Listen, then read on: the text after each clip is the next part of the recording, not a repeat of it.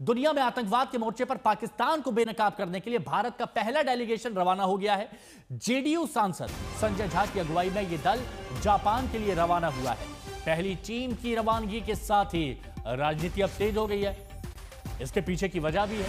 कांग्रेस के नेता जयराम रमेश ने गंभीर आरोप लगाए हैं और सवाल भी उठाए हैं। तो शिवसेना उद्धव गुट के नेता संजय राउत ने भी जयराम रमेश के सुर में सुर मिलाया है। वहीं एनसीपी शरद गुट के नेता सुप्रिया सुले ने यह कहा है कि यह तू मैं का वक्त बिल्कुल नहीं है।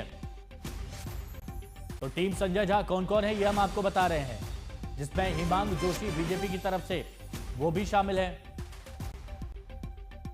लेकिन अब बयानबाजी का दौर शुरू हो गया है। जयराम रमेश कह रहे हैं कि ध्यान भटकाने के लिए यह सब किया जा रहा है। पहलगाम के आतंकी फरार हैं, पहलगाम के आतंकियों को पकड़ा नहीं गया है और यहां ध्यान भटकाने के लिए यह सब किया जा रहा है। ये जयराम रमेश का जब बयान आता है तो उसका पलटवार किया जाता है।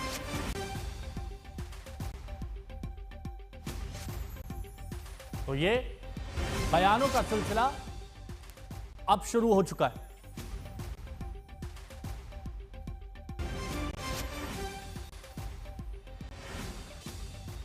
ये सब ध्यान भटकाने की कोशिश है, ये कांग्रेस की तरफ से कहा गया है। अब क्या कुछ कहा जा रहा है यहां पर ये देखिए। एक तरफ जयराम रमेश कांग्रेस की तरफ से क्या कहते हैं कि आतंकी घूम रहे हैं, सांसद भी घूम रहे हैं। दूसरी तरफ सुधांशु त्रिवेदी पलटवार करते हैं, क्या कहते हैं, राष्ट्रवाद को लेकर कांग्रेस की सोच छोटी है। यह सुधांशु त्रिवेदी की तरफ से पलटवार होता है। जयराम रमेश क्या कहते हैं ये भी हम आपको बता रहे हैं। जयराम रमेश ने सवाल उठाए हैं।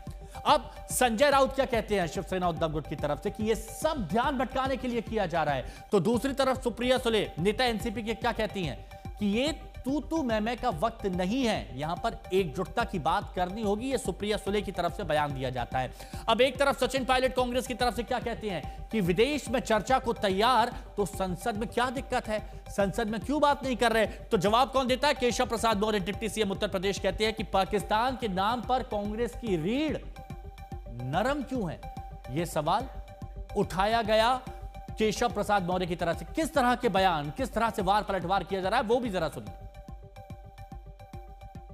आज भी पहलगाम के आतंकवादी को पकड़ा नहीं गया है, आज भी वो लापता है, यहां वहां चल घूम रहे हैं। हमारे सांसद भी घूम रहे हैं और पहलगाम के आतंकवादी जो आतंकवादी सीधे तरीके से वो शामिल थे, पहलगाम के टेररिस्ट, वो कहाँ हैं? वो गिरफ्तार तो नहीं हुए, मारे तो नहीं गए हैं। ये तो पीआर एक्सरसाइज है, ध्यान हटाने के लिए, ध्यान भटकाने के लिए। इसमें तो मास्टर हैं हमारे प्रधानमंत्री। सरकार ने एक निर्णय लिया है, सरकार इस प्रकार के प्रयोग करते रहते हैं ध्यान हटाने के लिए यहाँ से वहाँ से। अब ये छोटे छोटे देश में लोग जा रहे हैं, नाइजीरिया में जाएंगे, गोवा में जाएंगे, टोंगो में जाएंगे, हाँ रुवांडा में जाएंगे। उससे हमारे देश के विदेश नीति से क्या संबंध है, भारत पाकिस्तान खासकर क्या संबंध है। मैं मान लेता हूँ कि यूनाइटेड नेशन है, यूएस है, फ्रांस है, नाटो देश है। सबसे पहले हमारा जो नेबरिंग कंट्रीज है वहाँ जाना चाहिए। चाहे लोगों ने पाकिस्तान को खुलकर साथ दी है, लेकिन वहाँ जाकर पाकिस्तान को एक्सपोज करने की ज़रूरत है। चाहे चाइना हो, चाहे टर्की हो, चाहे म्यांमार हो, चाहे श्रीलंका हो, जो नेबरिंग कंट्रीज हैं वहाँ तो आप नहीं जा रहे, जाना चाहिए। हम सब पहली बार राहुल गांधी जी और खड़गे जी ने कहा कि पार्लियामेंट का सेशन बुलाना चाहिए। बहुत कम महत्वपूर्ण मुद्दों पर सेशन बुलाए गए हैं। इतना बड़ा मुद्दा आतंकवाद का, देश पर प्रहार हुआ, आक्रमण हुआ, पहलगाम में हुआ, फिर ऑपरेशन सिंदूर हुआ, फिर युद्ध विराम हुआ, उस पर चर्चा हो। और अगर विदेश की राष्ट्रपतियों को, विदेश के प्रधानमंत्रियों को हम जाके अपना ब्रीफ कर रहे हैं, तो लगता है कि यहाँ पर भी सांसदों की भी चर्चा हो। और हम चर्चा क्या करेंगे कि आतंकवाद के खिलाफ हम एकजुट हैं, पाकिस्तान स्पॉन्सर्ड टेररिज्म को हम बर्दाश्त नहीं करेंगे, निहत्थे लोगों की हम जाने नहीं जाने देंगे। और साफ शब्दों में कहना चाहिए कि पीओके भारत का हिस्सा था, है और रहेगा। इसको दोबारा रेखांकित करने का समय आ गया, इसलिए हम लोगों ने कहा कि ये स्पेशल सेशन बुलाना चाहिए। तो कोई सवाल उठा रहा है तो कोई जवाब दे रहा है, वहीं कोई ऐसा भी है जो इस वक्त मजबूती के साथ एकजुटता की बात कह रहा है। प्रतिनिधिमंडल की सदस्य सुप्रिया सुले ने कहा कि देश से बाहर हम सभी भारत का प्रतिनिधित्व करेंगे और पाकिस्तान को बेनकाब करेंगे। 3 टीम्स आज जा रही है, आज रात और कल सुबह पे, और बाकी की 4 टीम 23 तारीख को जाएंगी। भारत के हम सब कोई पार्टी की तरफ से नहीं जा रहे, हम भारत की तरफ से पूरे देश में हम लोग जा रहे हैं। अब मैंने जयराम जी का ये नहीं देखा, लेकिन जिस डेलीगेशन में मैं हूं उसी डेलीगेशन में आनंद शर्मा जी भी है और मनीष तिवारी जी भी है, जो दोनों कांग्रेस के बहुत वरिष्ठ नेता रहे। और मनीष जी तो बहुत बड़े नेता, एक्सटर्नल अफेयर्स में भी काफी लिखते हैं, उनका नॉलेज भी दोनों आनंद शर्मा जी का और मनीष जी का बहुत बहुत सालों से व्यापक उन्होंने पढ़ाई की है उसके बारे में। हिमांशु मिश्रा हमारे सहयोगी इसी खबर पर हमारे साथ में बने हुए, सीधे उनका रुख करते हैं। हिमांशु, हम देख रहे हैं कि कोई एक तरफ बयान दे रहा है तो कोई दूसरी तरफ से पलटवार भी कर रहा है, तो कोई कह रहा है कि ये एकजुटता का वक्त है। किस तरह की सियासी खींचतान, सियासी घमासान इस वक्त देखने को मिल रहा है डेलीगेशन पर?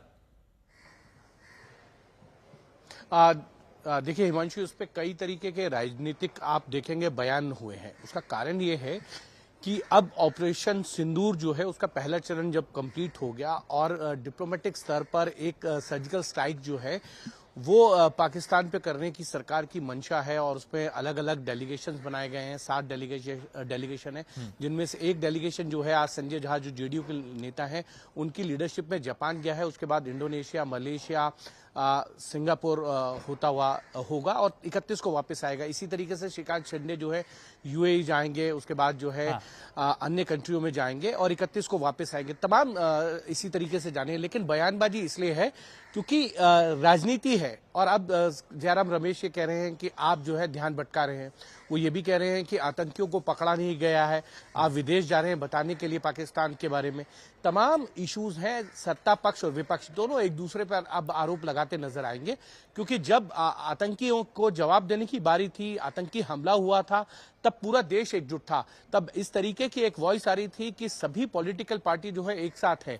लेकिन जैसे जैसे समय बीतता गया है उसके बाद जो है सभी राजनीतिक दल अपने अपने हिसाब से अपने अपने राजनीतिक बयान दे रहे हैं, अपनी अपनी राजनीतिक रोटियां सेकना चाहते हैं।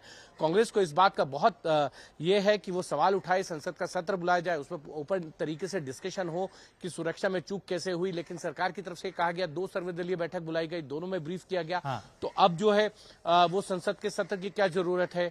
और सुप्रिया सुले ये कह रही हैं कि देखिए ये समय है देश को एकजुट दिखने का, यानी कि जो प्रतिनिधि मंडल जा रहे हैं उसमें सभी पार्टियों का रिप्रेजेंटेशन है हर उसमें, और साथ में एक एम्बेसडर है, वो जाएंगे बताएंगे पाकिस्तान किस तरीके से जो 30 साल से भारत और विश्व के खिलाफ जो है आतंकियों को पनाह देता है, उनको पालने पोसने का काम। बिल्कुल, ये बात कई लोग कह रहे हैं कि इस वक्त एकजुटता दिखाने का वक्त और एकजुटता दिखानी चाहिए, आगे बढ़ना चाहिए।